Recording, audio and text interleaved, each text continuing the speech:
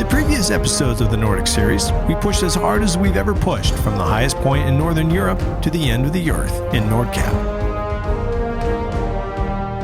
Always walking the tightrope between seeing the country we're traveling through and realizing our goal of connecting the dots on the globe, we fought storms and ourselves to make it here. In awe of what we've achieved, we're heading out from Nordkapp to explore the epic landscapes and mysteries of Northern Europe. This is episode 4 of the Nordic series. Expedition Overland Season 5, the Nordic series, is presented by General Tire. For whatever you do, General Tire delivers. And in association with Patriot Campers, the ultimate in overland trailers. And by Overland's official apparel partner, Vertex.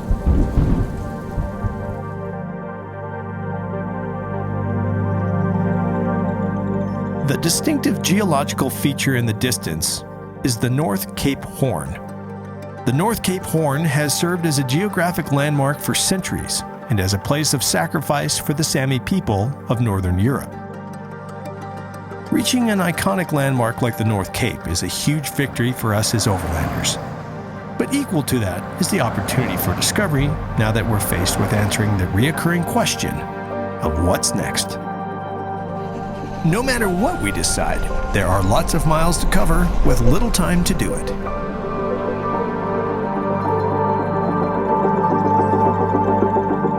Aiming for a remote campsite along the Russian border, we're traveling through the now familiar sights of quaint villages and beautiful Scandinavian countryside.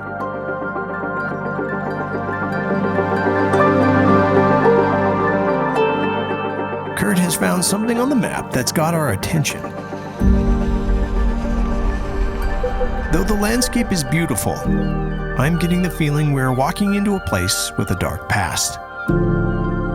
There's a sense that something big happened here.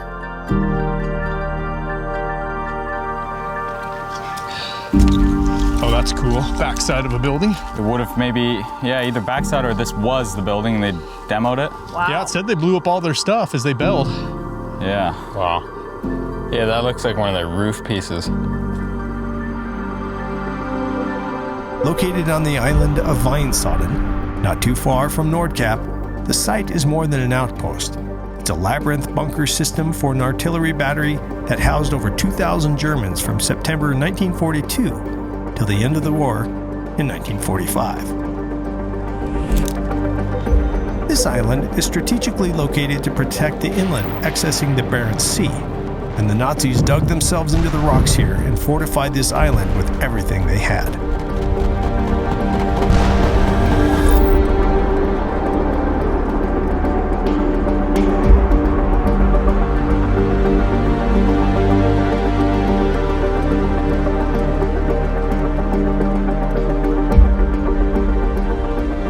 There are no warning signs and no evidence of restoration. What makes these ruins so cool is that they are in raw form.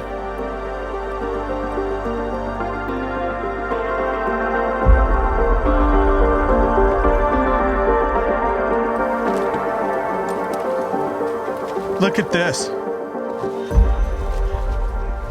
Doesn't it feel Star Wars-esque? Very Star Wars-esque.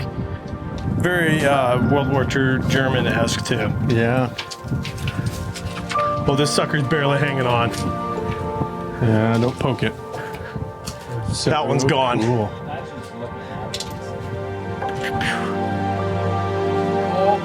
Just turn around and look at that. Oh, that right there. It's unbelievable.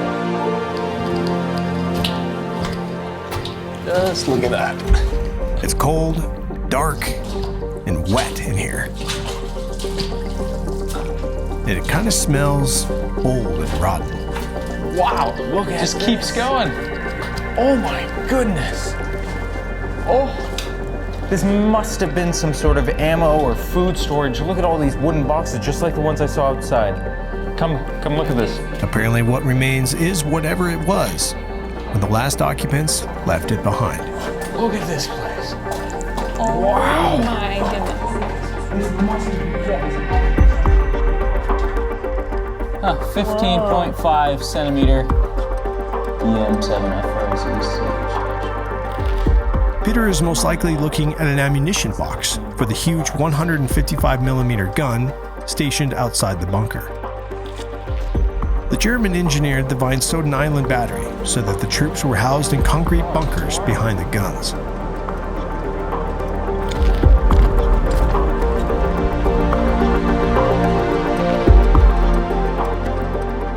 This UFFZ, we kind of suspected it was like some kind of a leading name to these two names after. So Haupt and Han, something maybe prefixed, but it means Unterofficer, is a junior non-commissioned officer rank used by the Bundeswehr. It is a collective name for all non-commissioned officers in Austria and Germany.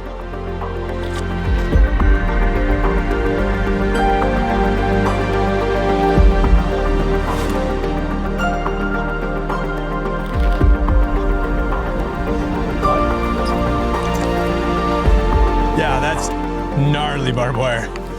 Razor wire. Wow. Oof. The fortress we're in awe of is just a small part of a much larger occupation of Norway by Nazi Germany. Climbing out of the cave-like bunkers, we come across a sight that is leaving all of our heads spinning.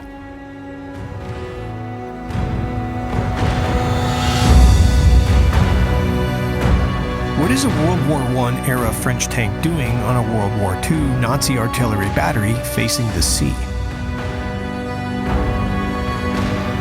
Was the tank captured by the Germans on a World War I battlefield or later in the Second War? Was their intention for bringing this tank here symbolic, strategic, or both? I guess we'll never know.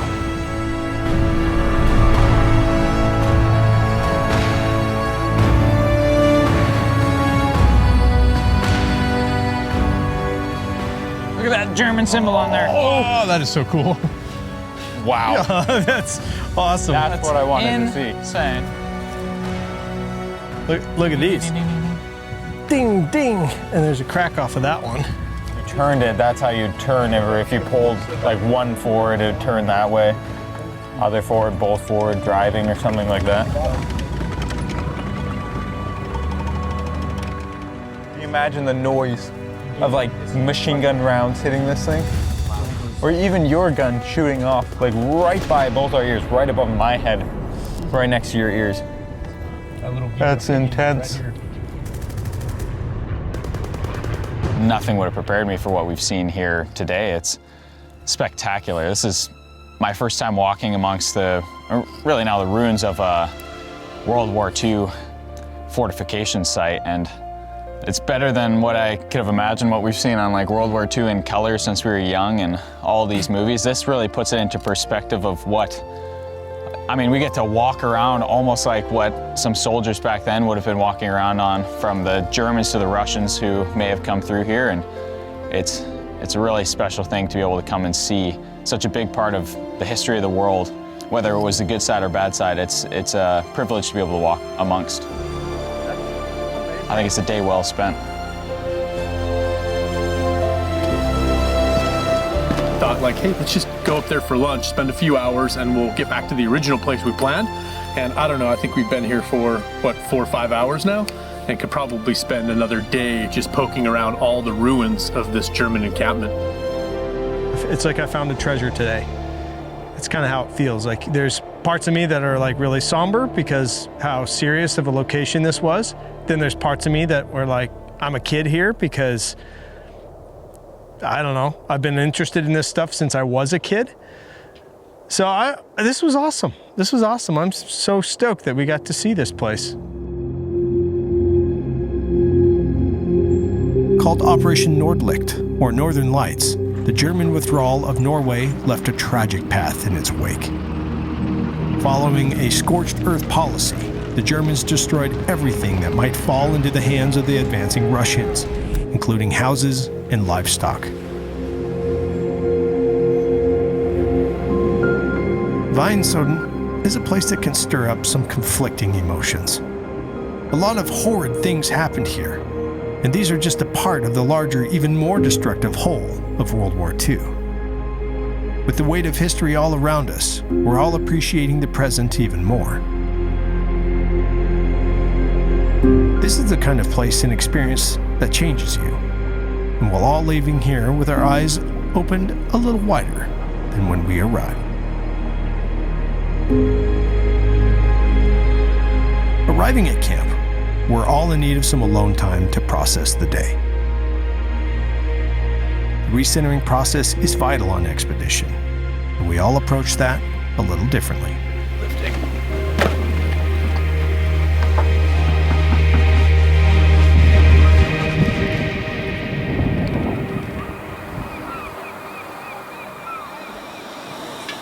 Rochelle often restores herself by cooking.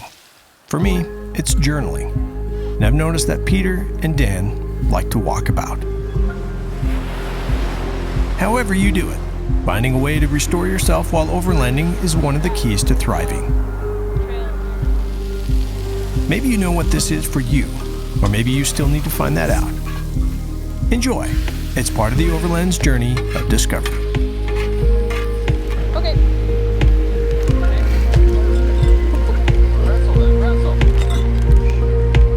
Single leg takedown. Souffle. Yeah, it's just exciting. Oh, that's real good. Clay is from a family of chiropractic. Chiropractic. I'm pretty sure that is the official technique.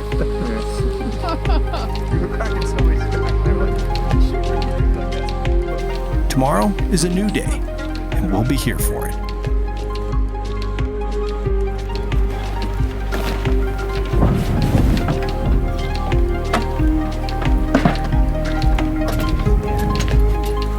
We're making our way from a World War II battleground in Norway to a campsite right on the Russian border.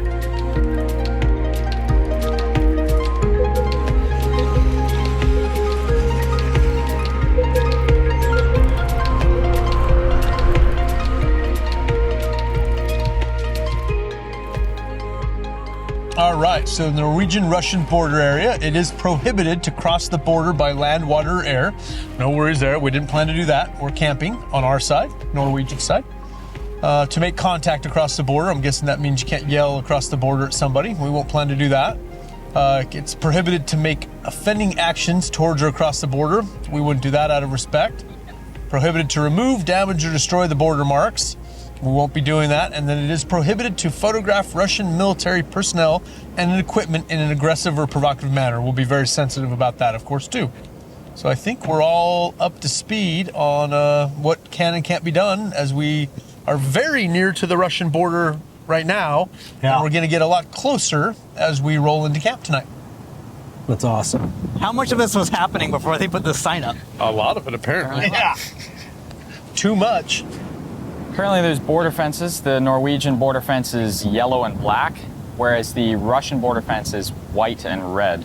And the Norwegians say they put it up to block reindeer and cattle from crossing the river into Russia. It's pretty interesting. We have just 30 miles to go before we are at the end of the most northeastern road of Norway.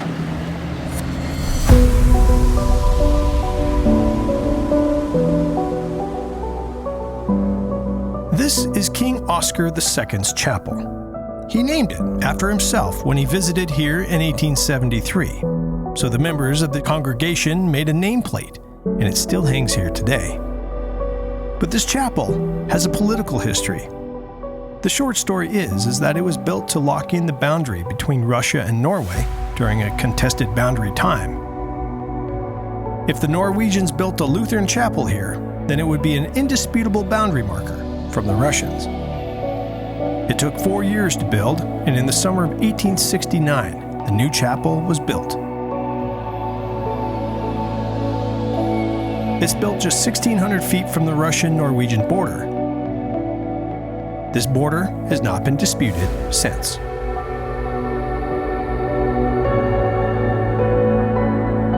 The dot we need to connect today lies at the easternmost part of the expedition. Reaching that place on the map marks a turning point for our journeys across Scandinavia, and more broadly, a milestone for our team in traveling the globe. This will be the farthest east Expedition Overland has ever been.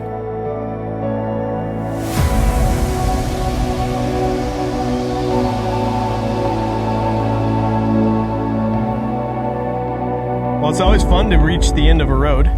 It's awesome. We cannot go any further again. And now from this point, Just south. we turn south and really southwest.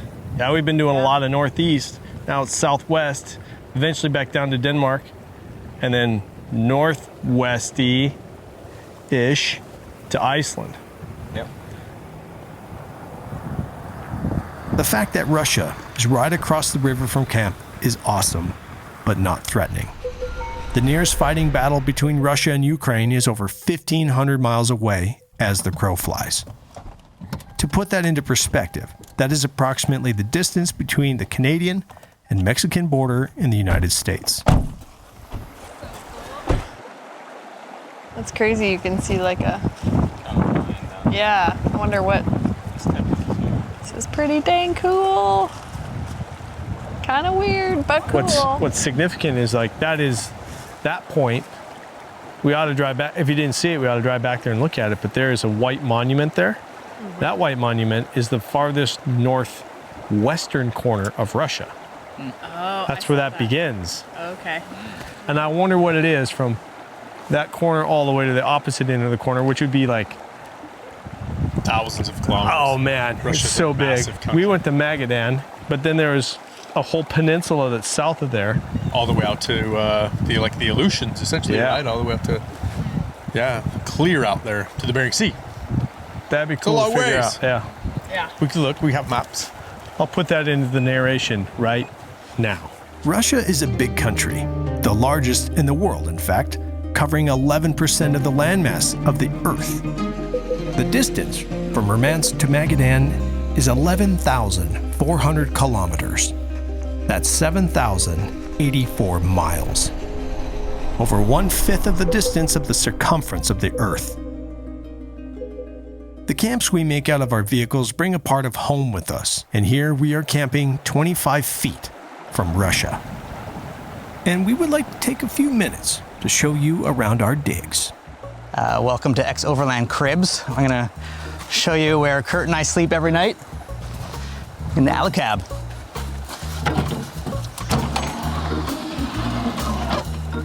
So normally I would pull the alley box down and out of the way. This is full of all of our snacks, easy to access. Perfect. Safety first. And then it is as simple as unlatching and pushing up. Unfortunately, the pushing up part is, it's getting stronger, I guess. It's easy today. Don't fall. And we have a tent already made. It's pretty fun. It's just that easy. Even Richard can do it. This little 2-foot section. So this extends the bed quite a bit. But if you want to stand up and hop in, all you have to do is pop that and jump in. Or you can push the whole bed up and stand anywhere in here if we didn't have all of our junk here. So we have a bunch of USB ports here, which I actually haven't needed because there's so many around, but also the Red Arc Red Vision. So most of what I've been using here, it's not the compressor, but it has been the lights on and off, and that controls all of the lights that we have around here. And yeah, all the USB ports as well are all on this one Red Arc Red Vision system, which is controlled also by the panel that's in the Tundra itself. So if you're driving around and you need the compressor, you can do that from the cab as well. Also, one thing we used for a couple of nights, but we haven't used since, is a Swobosto heater. I expect that in Iceland we're gonna be using that a lot, but this is one of their gasoline fired heaters. So it has a tube that just comes straight from the main gas tank of the truck and heats off of that. So we never have another tank to fill, and honestly, it's been quite nice and quite simple. Just press the button and it's on. This is where I've been sleeping. I've been sleeping in the rooftop tent on top of Adigan. It's pretty nice. I have a whole bed to myself. And it's really awesome because it's a super simple, quick, and easy setup and takedown, which is perfect for bad weather. And yeah, once I get it popped up, I usually just grab my Vertex bag and put it up there. It has all my stuff. Like I normally put the clothes that I'm gonna change into tomorrow in there, some of my cosmetics and things so I can get ready, flashlights, everything. So I have all my essentials and it keeps it nice and tidy and organized up there.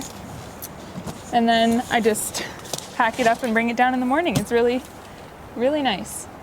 This is where Dan and I sleep. We're on top of Clone. We're just in the alu cab clamshell tent. I love clamshells because whether you're setting up or tearing down your camp, they are very simple. And that's especially nice when you're in bad weather. If it's raining or super windy, it's just much easier to set down than your traditional style fold over tent. So one of my favorite things is that these windows here, if I can get into it, are double-sided, so you can roll down your interior, which is like kind of a night out material. It makes it pretty dark, even here in Norway when it's bright until 3 a.m. And just have a bug net, which is also great for airflow. So with 2 guys in there, it's nice to have good airflow to keep it fresh. And yeah, it's been a couple weeks in this thing. It's been really great.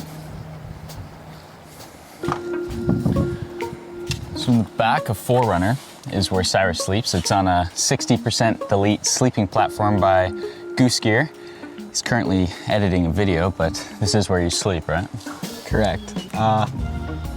Set up my nice pillow right here. I keep my sleeping bag up there while all the gear is down here, so it's not in the way. And then at night, I just take everybody's gear out, situate it to all their sleeping positions in the trucks, and then I have a nice bed to lay on with this sleeping pad. And right now, it's currently in my office, so when it's all cold outside, I'm all nice and warm in here. They're all freezing in their tents. We're in the Patriot Camper X3 trailer, and this is where Rochelle and I are staying for the duration of our trip. And it's pretty awesome because it's a really big, spacious live-in system. We have about between a full and a queen size bed over here that flips over. And then when you undo it, you take the netting off that keeps all your bedding there, and then you set it up. So you sleep over here.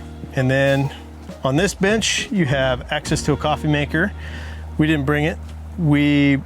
This bench lid opens up to the refrigerator underneath. So if you don't want to have to get out, you can get into the fridge over here. While no system is perfect, I think it's safe to say that ours is working pretty well. Explosive.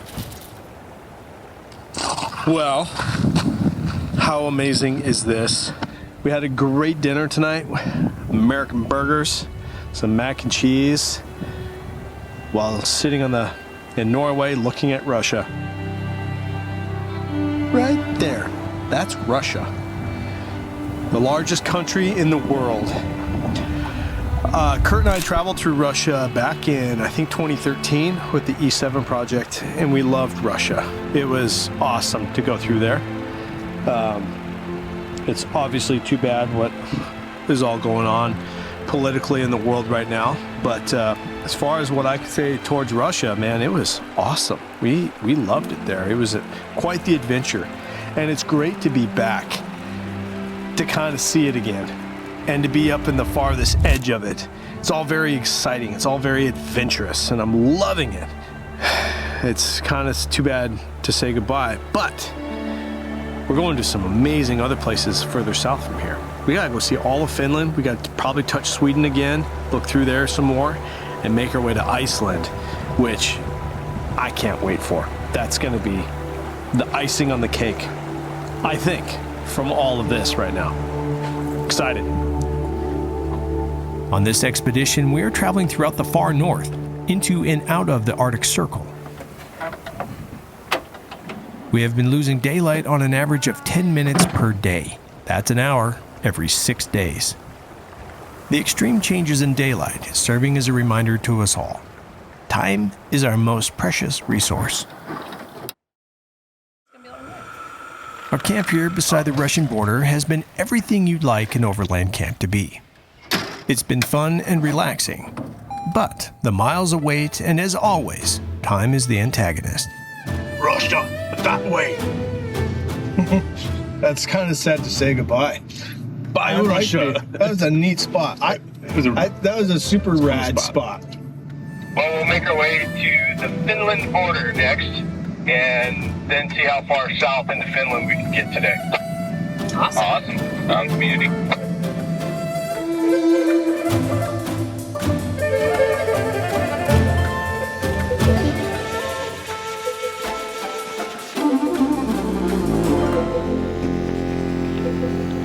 Well, unfortunately, our splendid time in Norway has come to an end, so we're officially in Finland. Welcome. Norway's been awesome, but I'm excited for Finland. It's gonna be cool. First, we are headed to the Sami Museum in Finland. That's cool. Beautiful. Wow. Dang. Those are some incredible boats. The Sami are a race of people native to Lapland, and that's a vast wilderness encompassing Finland, Norway, and northern Sweden. Preferring to refer to Lapland as Sapmi, the Sami are the descendants of nomadic peoples who inhabited northern Scandinavia for thousands of years. Far from struggling in this harsh region of the world, these hardy, resilient people flourished here. Like overlanders, the Sami figured out how to adapt to their environment, appreciate and enjoy it. In our age of what many call now the comfort crisis, perhaps there is something we can learn from Sami culture, and the clues are right here in this museum. Yeah, so what this is saying is the only part of the Stone Age that really survives, because a lot of the stuff was made of biodegradable materials like bone, antler, leather, and wood, is the stone. So the stone axes, arrowheads, and other tools that they used. This one says the Iron Age, they didn't really have metals. They weren't, in the Iron Age, they weren't using metals. They were still using ceramics and bronze. Yeah, it wasn't until like late Iron Age. Huh. It's a wooden float for fishing. Oh, okay. Yeah. So they live in Arctic regions, and instead of being a victim or complaining about it being hard, they adapted, figured out what they needed to make, what they needed to build to not only survive, but to thrive in that environment. The artifacts surrounding us illustrate that very fact. For the Sami people, simply existing within the comforts of modern technology was not an option. Wrestle with work, not with people. I love that. And then this was the last one I really loved that really, I thought, inspires a lot of overlanding culture as well. Interacting with the world around them has always been important for the Sami, also across national borders drawn on the map in more recent times. In order to survive, the Sami people had to live, and in living, they learned to thrive.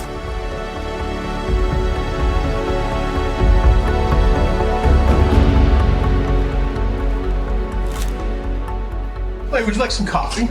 Oh, I would like some coffee. Oh, that's enough, thanks. So good.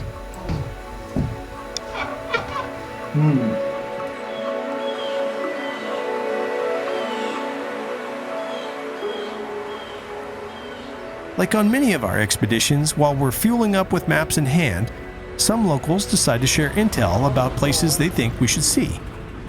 In particular, this helpful couple is recommending we visit a cool museum documenting the Winter War between Finland and Russia at the beginning of World War II. There you go. Appreciate it. Thanks for the help. We will. Having decided to follow the advice of the locals, we're making a hard push to get to a campsite near the museum so we can have the whole day tomorrow to experience this place. The days get long sometimes, and most likely you're hungry, constipated, and need some space from everyone. And it's not all fixable. After a little bit of digging to find a campsite, we have found a good spot that puts us back on the Trans-European Trail. We're just now rolling into camp. We have been officially on the road since 7:30 a.m. this morning. It is now 10:30, after 10:30. We've had a really long day of just hard miles going through Finland. And so we're pulling into camp. We are all gonna set up and go right to bed because we're all very tired. And it's day 17. we're ready for bed.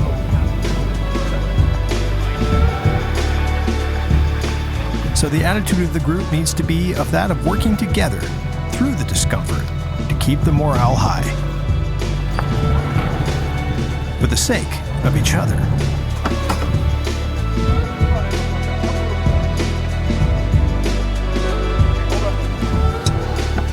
Home sweet home. Beautiful. Nice forest. Yeah. Tucked into the trees out of the wind. Very level. It's good for But I think we're gonna get some rain.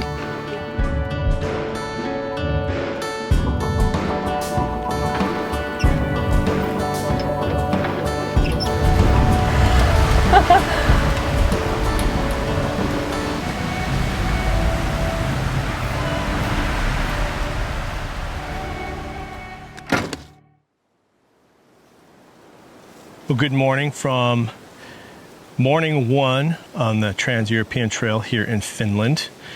Great night last night. Got some rain, got some thunder. It was super cozy, it was fresh. And now we're up, running, and we've picked out a section of trail that we're gonna try and do as much as possible. So, should be a good day. Feels great to be back on dirt and exploring some stuff off the pavement. Let's go. The Trans-Euro Trail is taking us back along the Russian border to a place where the bad blood between Finland and Russia runs deep. I mean, you can like sense the presence of a border over there. It's kind of it's a weird thing mentally. And not well, in the Second World War, at the end of the Second World War, there was continued battles that happened right here between the Russians and the Finns. This one in particular that we're working our way down to was the Winter War. And I just saw an old man standing by his cottage over here. I mean, he probably was alive or was very young or knows all the stories from his parents of that event happening here. Right, this region.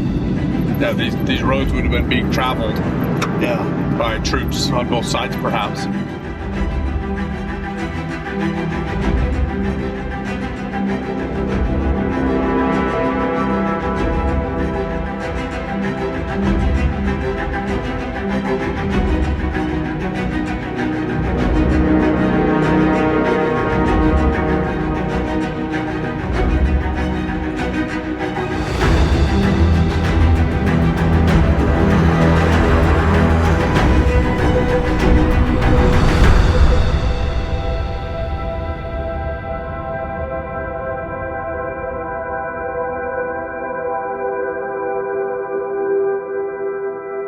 We are looking down at a memorial for the Winter War, an intense conflict between Finland and Russia that lasted for 100 days during the winter of 1939.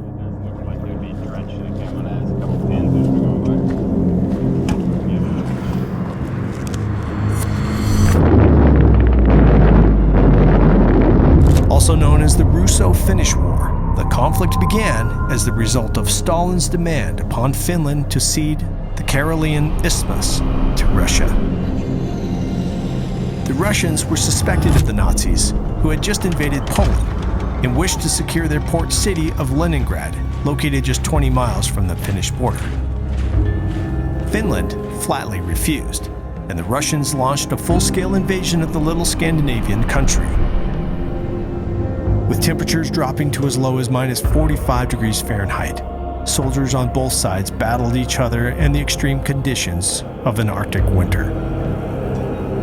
Though eventually succumbing to the Red Army's huge numbers and massive firepower, the Finns fought fiercely, gaining the respect of the world and solidifying their independence as a nation. The victory for Russia came at enormous cost, with total casualties rising to well over 300,000. Wow. That looks like really some heavy, hot Metal. shrapnel did that. Hop in there with you. Came at it. Wow. It's not bullets, that's a bomb. Wouldn't want to be in the gunner position. There's so many holes through it. Swiss cheese, huh? I don't think the driver did much better. There's 3 holes that would have taken me out right here. And another one. This one's. I would have been blown in half. Look at that. Oh, that is cool. Look at that. You can still see the coupler for the drive shaft there, right to your right arm there. Here? There's like a big U-joint right there. Yeah, that must have gone to the drive in the back. Huh. So it drove a back axle. Full pedals. Yeah, there's a big axle back here. Okay. This one's a viewport, and I couldn't imagine trying to drive this There's one on thing. this other side too. Those are view holes. Wow. Yeah, wow. That is crazy. Hunks of steel with a gun on it. Not enough steel. Not enough. So we always wondered how the shrapnel worked, and now you can see just the, I guess, the pure force of the round hitting. You can see all the, where it's separating, come splintering out here. It's crazy. Whoa.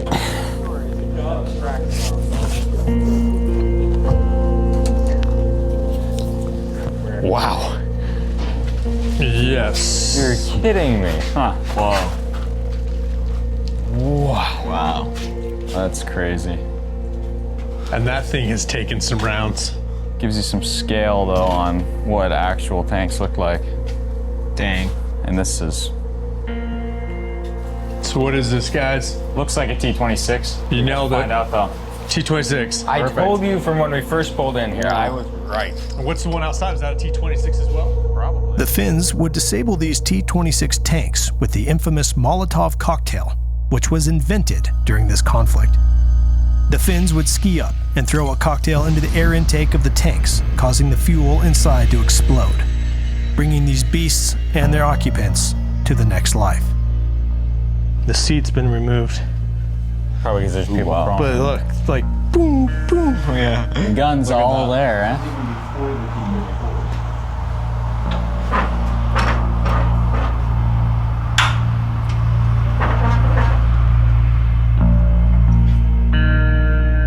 They call this snowplow out here a corpse plow. Yeah, that's what Clay was just saying. It's insane. The bodies of soldiers and horses were plowed into ditches of mass graves. If history shows us anything, it shows us that peace is fragile, and that while it lasts, we must make the best of it. Some of these modern weapons are really cool, but they are also responsible for the death of thousands. Though both sides claim minimal casualties, nonpartisan historical research has put the number of combined dead at close to 10,000 men. It has been over 75 years since the end of World War II. For many, the memory of this unprecedented global conflict is starting to fade. And I'm wondering just what is being felt by the youngest members of our team. Are they wondering if there will be a World War III? And will they play a role in it? Still turd, like it still moves. Yeah. Water cooled or wheel cooled? I wonder if that's what that means.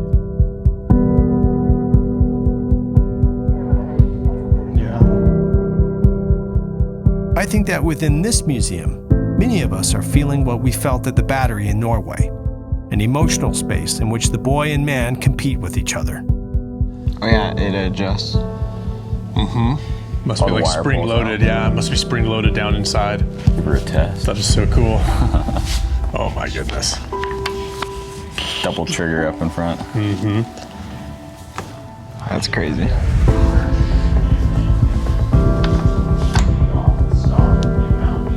That's that little headstone right there, that carved wood one says, "Here lie 8 horses and 57 Ruskies on 27 April 1940. So it's like a mass grave. Ukrainian, must be the Ukrainian side, and there's a Ukrainian monument back there. I wonder if that symbolizes where that was on the road. That would make sense. It very well may.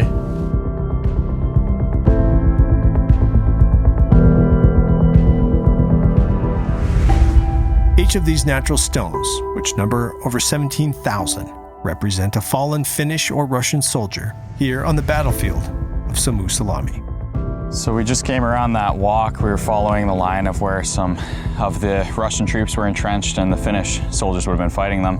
A bunch of foxholes and just crazy grave sites marked with just sticks as a cross. But we came back to this stone monument to all the fallen soldiers, both Finnish and Soviet. But this monument here has 150 bells, which represent the 150 days of the war. And it's surreal standing in a place like this. Think of the massive battles that happened here and how many fallen are all around us. It's pretty insane. Soviets challenged a number of casualties, claimed to have lost no more than 900 men, mostly from frostbite, while inflicting an estimated 2,000 Finn fatalities. So both sides kind of said, we won. We won. We didn't lose that many. We won. Yeah. The Finns captured over 5,000 rifles. Most recent Finnish studies indicate the Soviets lost at least 7,000 to 9,000 men. The Finns quickly buried the Soviet dead as the weather warmed during the early spring to reduce the risk of epidemic. Mass graves were marked on maps and were mounted with a cross or a pole. Later, the maps disappeared. According to the Morozov, the Finns returned prisoners of war, but none of them managed to get back to their homes as the Soviet Secret Service NKVD executed them all in the summer of 1940.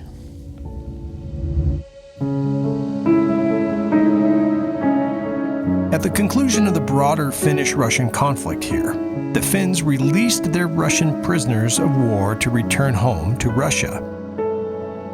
Tragically, before they could ever be reunited with their families, Stalin ordered the KGB to have all of these men executed. Maybe it was as a punishment for defeat, or to censor those who bore witness to the horrors of the Winter War. Like many dark pieces of history, we can only speculate about the reasons and motives behind the actions. World history is beyond important to understand and to study. There are conflicts today that are seemingly cloned from history. To not pay attention is foolish. It has invaded a neighbor so infinitesimally small that it could do no conceivable, possible harm to the Soviet Union. A small nation that seeks only to live at peace as a democracy, and a liberal, forward-looking democracy at that. As Americans, world history is usually something we're taught about from a textbook. Maybe some of us even read about it ourselves or watched movies that attempt to capture what happened through a cinematic rendering of events. But to travel is to feel history. Its very presence right under your feet, outside your tent, and all around you as you drive through the land. Our team is composed of Americans and Canadians, and none of us know what it's like to have a modern war fought between opposing nations throughout the fields, towns, and wilderness of our own country. The last time that happened in the U.S. was the Civil War. Join us in episode 5 as we start our push south to get Kurt on a plane back to the U.S. and our trucks loaded aboard a ferry bound for the Faroe Islands. Phase 2 of the Nordic expedition is close at hand, and we can't wait to get started. But first, it's time for some good, clean fun. Be sure to come along for the ride on the next episode of the Nordic series.